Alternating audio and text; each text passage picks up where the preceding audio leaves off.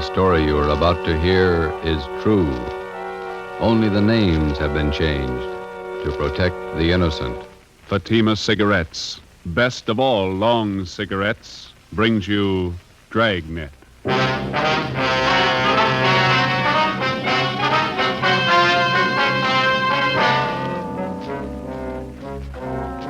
You're a detective sergeant. You're assigned to homicide detail. A confessed murderess is paroled from the state prison for women. After 7 months, the parole office loses contact with her. Your job, find her. If you want a long cigarette, smoke the best of all long cigarettes. Smoke king-size Fatima. Fatima is the long cigarette which contains the finest Turkish and domestic tobaccos superbly blended to make Fatima extra mild. And that's why Fatima has a much different, much better flavor and aroma than any other long cigarette. That's why Fatima has more than doubled its smokers coast to coast. So enjoy Fatima, the best of all long cigarettes. It's wise to smoke extra mild Fatima. It's wise to smoke extra mild Fatima.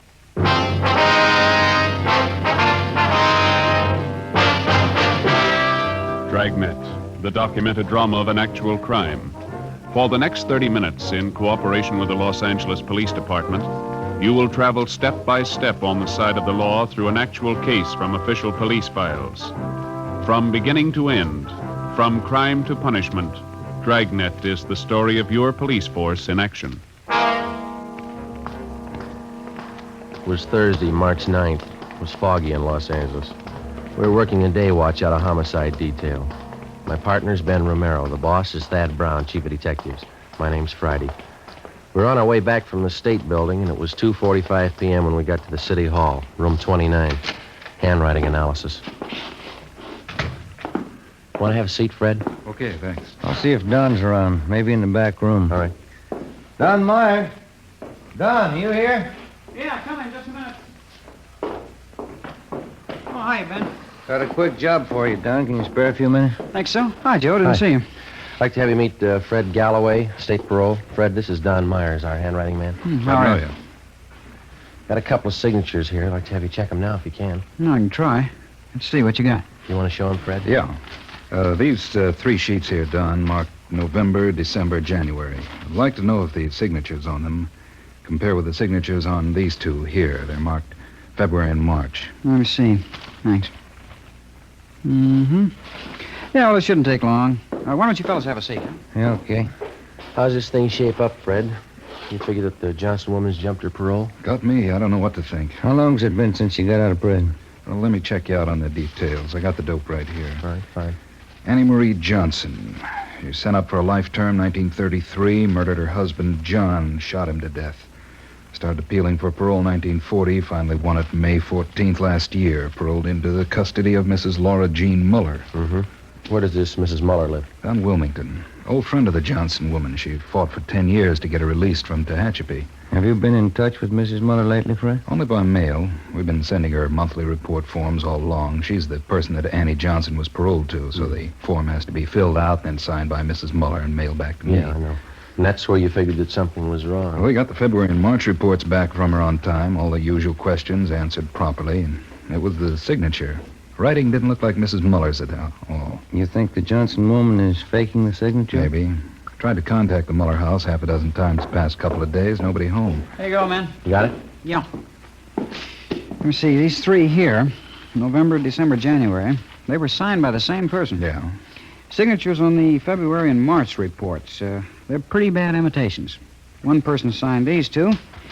Another person signed these. No match at all. Well, then the signatures on the last 2 reports were forged. I'd say so. She went up for murder. That's your department. You want to run it down? Sure. What's it add up to? Could be a lot of things. Could be nothing. Annie Johnson ought to know. Ben and I checked out of the office and drove down to Wilmington. We located the home of Mr. and Mrs. Joseph Muller on Seaboard Drive, just off Anaheim Street. It was an old-fashioned 2-story house set back on a big corner lot along with plenty of shrubbery. It was a faded gray with lots of Victorian gingerbread hung all over it. Fancy carved gables, carriage driveway with hitching posts and pieces of thick colored glass set in some kind of a design in the window of the front door. Out in the harbor beyond Terminal Island, you could hear the foghorns.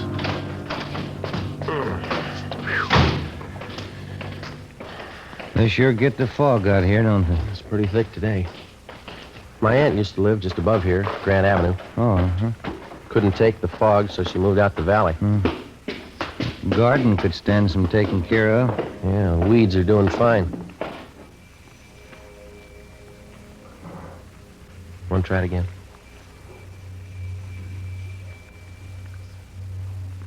What do you think? Let's try the neighbors, huh? Yeah, all right. That house across the street must be somebody there. I saw a woman shaking a dust mop out the window when we drove up. All right. Kind of a bleak-looking spot up here on the hill, isn't it?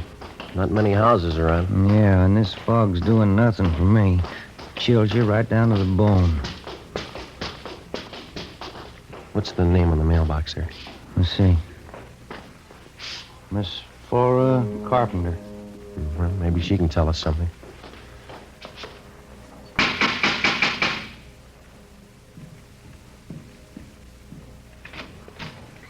Are you the sewing machine man? No, ma'am. We're police officers. Like to ask you a few questions. Oh, I'm sorry. I thought you came about my singer. No, ma'am. I can't do any more work on my peasant skirt until the machine's fixed. And it has to be done by Saturday. Our folk dancing group's having a big jamboree Saturday night. Will you step inside? Thank you.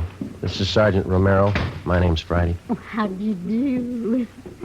Oh, fog's so refreshing, isn't it? Very vitalizing. Yes, ma'am.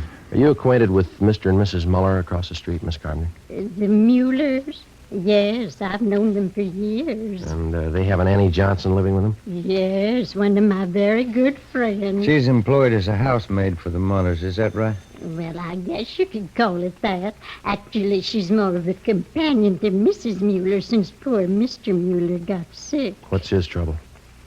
His mind. Poor man just lost his senses. He's at the state hospital at Norwalk. Mm-hmm. When did they send him there? Let me see. This is March. It must have been last November. Yes, became violent. Do you know where Mrs. Muller is now? In the sanitarium out near Pasadena. Not well at all. And Annie Johnson, is she still living at the Muller's house across the street? Oh, yes. She went downtown to do some shopping today. Did she say when she'd be back? Well, no, she didn't, but we have a meeting of our book appreciation club at 8:30 tonight here at my house, and I certainly don't think she'd miss the meeting. I see. Miss Carpenter, do you happen to know the name of the sanitarium where Miss Muller's staying? Garraway's. That's what Annie told me. Garraway's Rest Home out by Pasadena. Mm-hmm. Have any of the neighbors been out to visit her? Well, no, we haven't. Annie said the doctors there thought it'd be better if Mrs. Mueller didn't have visitors. I see. Wonder if you'd tell us where we could find a public telephone in the neighborhood? Oh, you can use my phone, Sergeant. It's right back there in the hall. Fine, thank you. I'll call him, Joe. All right. I'll have the operator charge it to our office. You sure you can find your way back there, Sergeant? It's right under General Pershing's picture. Yes, ma'am. No trouble. I was just thinking, Sergeant Friday. Yes, ma'am. Would you know anything about repairing sewing machines? No, I'm afraid not. Oh. Well, Fluffy, there you are. This is Annie Johnson's cat, Sergeant. Isn't he simply gorgeous? Look at that fur. Yes, ma'am. It's a nice cat. Genuine Persian.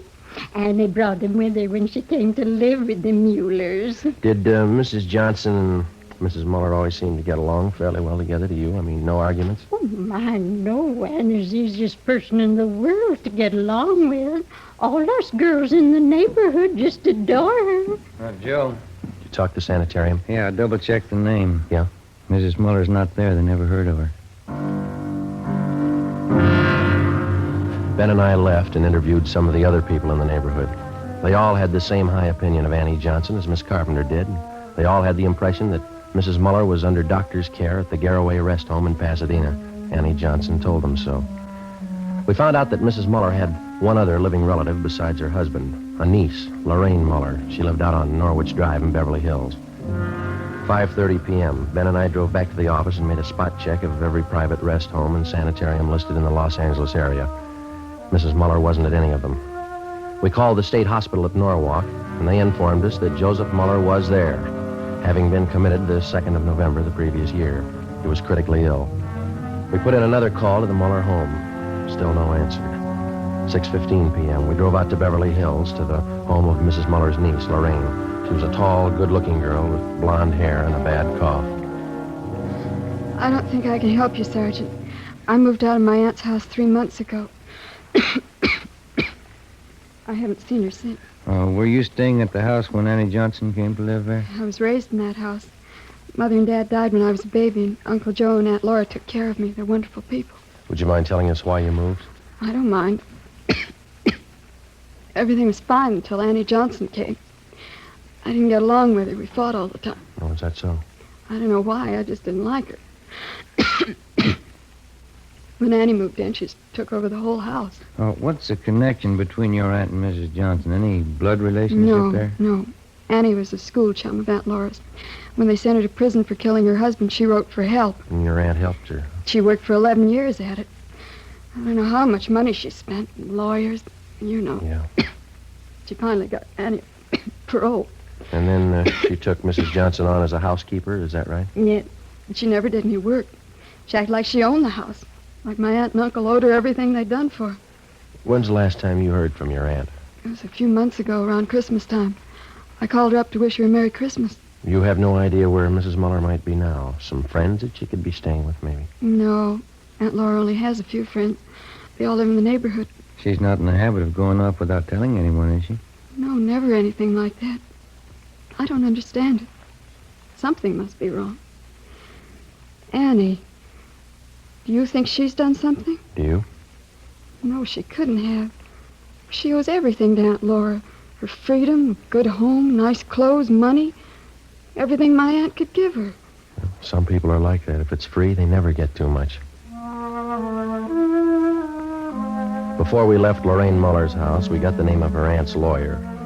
We had dinner at a lunch counter on La Cienega, and then we drove back to Wilmington to the Muller house. Lights were burning in the front windows. The fog was thick now.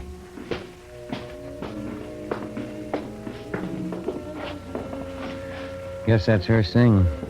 Yeah. You want to ring the bell? Mm-hmm. Can you see in through the curtains, Joe? Yeah, she didn't hear it. Let's ring it again.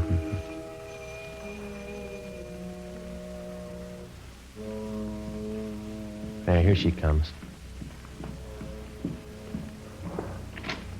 Yes? Are you Mrs. Johnson? Yes, that's right. What is it? Police officers, our identification. Oh. Yes, won't you come in? Thank you, ma'am. Thank you. We'll go in the parlor, shall we? All right. No. We're February and March. Yes? We think the signatures on those two reports are forged. Oh, those. Mm-hmm. Oh, yes. I don't know what to say. I really didn't think it was that serious. I knew the reports had to be sent in. Did you sign Mrs. Muller's name on them? Well, yes, I did. You see, Laura Muller's at a sanitarium now, resting up. Mm-hmm. I didn't want to bother her with all this business, so I signed them and put them in the mail. But forgery, I didn't think it was that serious. Mm-hmm. Which sanitarium is Mrs. Muller staying at? Garraway's. A very nice place. It's near Pasadena. She's been there about 2 months now. Have you been out to visit her yet? No, I haven't. I'm a little ashamed of myself. I've just been too busy keeping up the house here. It's lots of work. Yes, I understand. I suppose you drove Mrs. Muller to the sanitarium. As a matter of fact, I didn't. You see, we don't have a car, so she took a taxi cab. Have you telephoned Mrs. Muller at the sanitarium? Yes, just once, the day she went in. She's there for a good rest. I don't feel that anyone should bother her. Not even myself. Does she have any other relatives? Besides her husband, that is. None at all. Poor Mr. Muller. We had to send him away, you know, to Warwick State Hospital. Mm-hmm. Yes, ma'am. It got out of hand. Just terrible. He almost murdered poor Laura once, and those were awful days. He's much better off where he is. Yeah, it's too bad. Well, that's about all, Miss Johnson. Oh, here. Let me show you to the door. Thanks. You'd better contact your parole officer the first thing in the morning and clear up this matter of the reports. I'll do that, thank you. Mm-hmm. Good night, Miss Johnson. Thanks again. All right. Good night.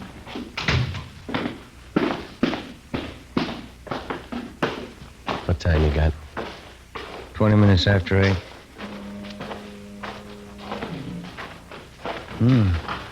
Light just went on in the attic. Yeah. What do you think? We better go take a look around. What do you think we'll find? I don't know. Maybe a reason for some of those lies she told us. 8:35 p.m. Annie Johnson left the house and crossed the street to Miss Carpenter's place. In the Muller house, in a small desk in one of the rear bedrooms on the first floor, we found a file for Mrs. Muller's business papers. In the file, we located 3 of her insurance policies. There was one for $5,000 and 2 for $3,500. Each policy had a rider attached, changing the beneficiary from Joseph Muller, the husband, to Annie Johnson. $12,000 worth of insurance. Yeah, let's get them back in this folder. Did you get the policy numbers? Yeah. What's this? Let's see. Phone bill. Light bill. Here's one. Labor bill. $1 an hour paid to Tom McCrae, charged to Annie Johnson. Let's go. Yeah, I want to get this address here. Tom McCrae, East Jefferson. There's her cat. Yeah, let's go see what we can find upstairs, huh? It's a pretty cat. We went upstairs to the second floor of the house and searched the rooms. We went up another flight of stairs to the attic.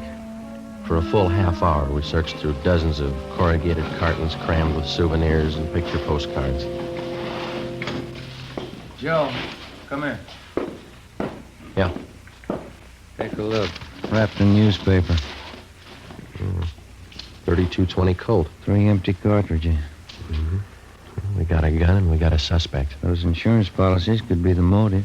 Let's pray to God there's no victim.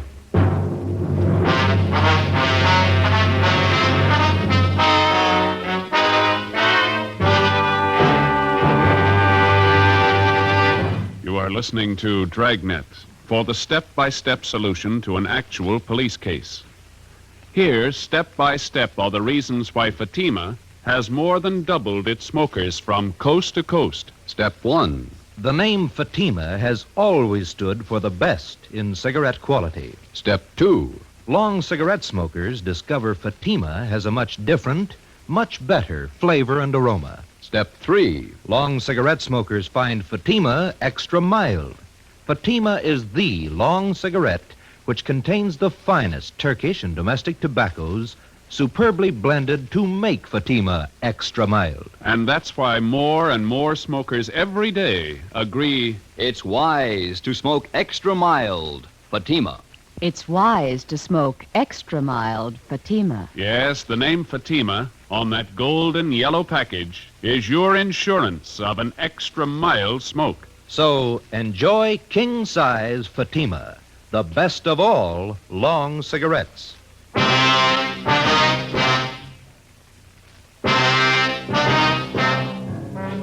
10 p.m. An immediate stakeout was placed on the Muller residence in case Annie Johnson made an attempt to leave during the night. Ben and I took the gun that we'd found to the crime lab for analysis. The next morning, we checked with the Muller's family attorney. He had no idea as to the whereabouts of Mrs. Muller, but he told us that about 3 months ago, she'd ordered him to draw up a new will for her. Under the new provisions, Annie Johnson was to be the sole heir of the Muller house and property, plus an additional $1,500 in bonds. Friday, March 10th, 11 a.m. While Ben checked with the insurance company, I met with Captain Elliott of Homicide. You got everything but a victim, huh?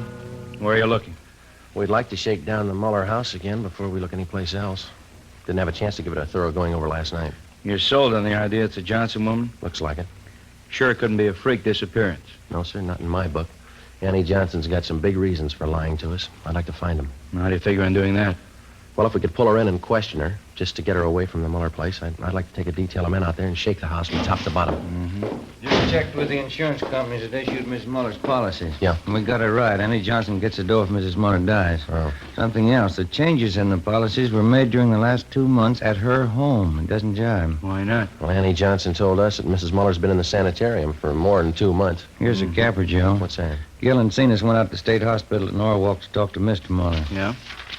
Joseph Muller died at 8 o'clock last night. Death from natural causes. What's that prove? Wait a minute. When Joseph Muller was committed to the institution, Annie Johnson figured prominently in that commitment. She had a lot to do with sending him away. Didn't take any chances, did she? Annie Johnson is left with the house, the bonds, and the insurance money. She had all the answers. Yeah, all but the right one. While Captain Elliott called in Annie Johnson and questioned her, Ben and I, together with a detail of men from homicide and Lieutenant Lee Jones from the crime lab, drove out to Wilmington and started a thorough search of the Muller house. We took it floor by floor, starting with the attic. By 4 o'clock that afternoon, we had searched the attic and the second floor completely without finding any additional physical evidence. 5:30 p.m., still nothing. The fog was coming in thick now. Captain Elliott called and said the Johnson woman was on her way home. The search went on. Anyone check the cellar yet? Let's give it a look, huh? Okay. Joe, come on down. Lee's with me. We're checking some stains. What do you got, Lee? Picked up this line of stains here, Joe. They run down from the top of the stairs. Pretty faint. Let me see. Mm-hmm. Try a few drops of benzodine, see what happens. Okay. Let's have a look around, Gil, see what we can find. There's no lights down here. You'll have to use your flash. I got one. Not much of anything, is it? Guess they use the attic for their storage place. Yeah. Wait a minute. Put the light over this way, will you, Gil? No, in the corner. That's it. See something? I don't know. Yeah, have a look here. New patch of cement. Looks pretty new alongside the rest. Yeah. There's a sledge and a couple of shovels back in the garage. Get them, will you? Yeah. Joe, Yeah. stains turned blue. It's blood. Lee Jones took some sample scrapings and went back to the crime lab to give them a precipitant test to determine if the stains were made by human or animal blood. We broke away the patch of new cement work in the cellar and we began digging. 6:30 p.m. Annie Johnson came home. We met her in the living room. Sergeant, I wonder if you'd mind explaining this intrusion. No, not at all. Will you sit down? I believe I'm the one to offer hospitality here. It's my house. Is it, Miss Johnson? Well, it's in my charge. It's my responsibility. Yes, ma'am, it is. We'd just like to clear up a few things, that's all. I think the police department's taken up enough of my time. I spent half the day at the city hall answering silly questions. Now, if you'll excuse me, I have an appointment at the beauty shop at 7 o'clock. Maybe you better cancel it. I don't see any reason why I should. What is that noise? Coming from the cellar. Someone's down there. We're police officers, Miss Johnson. We're searching the house. Searching this house? With whose permission? Maybe they didn't make it clear to you downtown. We've got a good reason to believe that a crime's been committed. Why? Mrs. Muller. She's missing. I told your Captain Elliott this afternoon. Laura could have left the sanitarium. She might have gone east to visit some friends in Cincinnati, I think. She has some friends in Cincinnati. How could Mrs. Muller leave the sanitarium? She was never there. Maybe she didn't stay at Garraway's. Could have been another rest home. But she said you phoned her at Garraway's. You said you talked to her there. Those men downstairs, they're going to dig up the whole house? That's right. This bill, Mrs. Johnson, would you mind telling us what it was for? Well, there was a section of the cellar floor. It had never been cemented. I decided to have it done while Laura was away.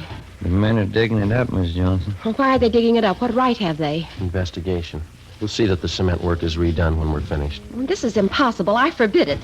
This house is my responsibility. No need to worry. Everything will be left exactly the way it was. We'll leave the house just as soon as the men are finished. Oh, well, then perhaps I can keep my appointment with the hairdresser. I won't be long. She'll be back around 9. I'm sorry. I think you better stay. But I've told you everything I know. Did you kill Laura Muller? Did I kill... I can't take any more of this. Why would I want to kill Laura? She's done everything for me. She's given me a new life. Did you kill her? I know, of course I didn't kill her. Well, then there's no need to be upset. Oh, my nerves. I got to have something. Glass of sherry. Yes. Digging. How long is it going to take them? That all depends, ma'am. There's no reason for this. You don't know that anything's happened to Laura. That's right. Laura's the best friend I have in the world. 11 years. That's how long she fought to make them let me out of prison.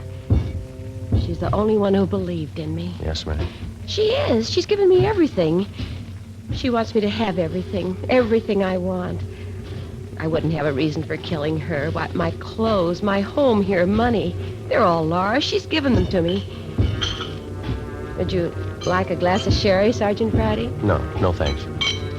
You know, Laura was much older than I, Sergeant. She could have taken her own life. She didn't have much to live for. Old and sick. But I got everything to live for. Laura used to tell me that. So she gave me everything. Laura was much older than I. Would you care for a glass of sherry, Sergeant Romero? No, thank you. This whole thing's so silly. Laura's away on a trip. She's much older than I am, you know. I'm 38. You wouldn't take me for a woman 38 years old, would you, Sergeant? No, ma'am. I know I'm not really young anymore, but I'm still attractive, don't you think? A lot of men prefer mature women. Women with experience, background. I'd know how to take care of a man.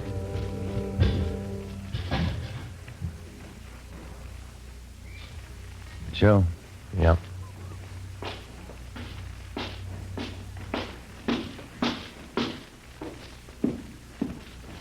Joe, come here, my way. Yeah? We found her. I didn't mean it. She didn't have anything to live for. She wanted to die. Call the coroner, Gil. Let's go, Miss Johnson. Laura wouldn't want this. She knows I didn't mean it. She's the only one who knows what I went through. Years in prison. Laura understood me. She gave me everything. Yes, she did. Ask anybody. They all know how Laura felt about me. Ask anybody. We can't ask her.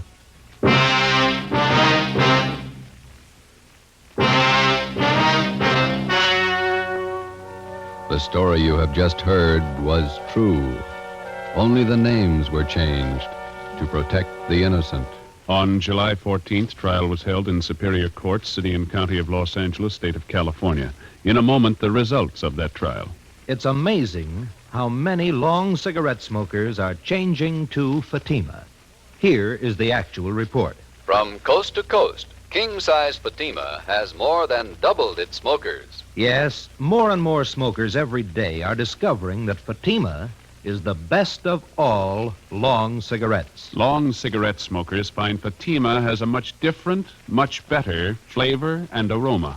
Long cigarette smokers find that Fatima is extra mild because it's the long cigarette which contains the finest Turkish and domestic tobaccos superbly blended to make it extra mild. So enjoy extra mild Fatima. Best of all long cigarettes. It's wise to smoke extra mild Fatima. It's wise to smoke extra mild Fatima.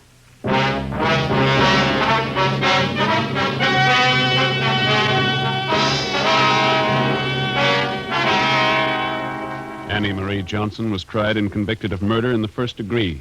She was executed in the lethal gas chamber at the state penitentiary, San Quentin, California.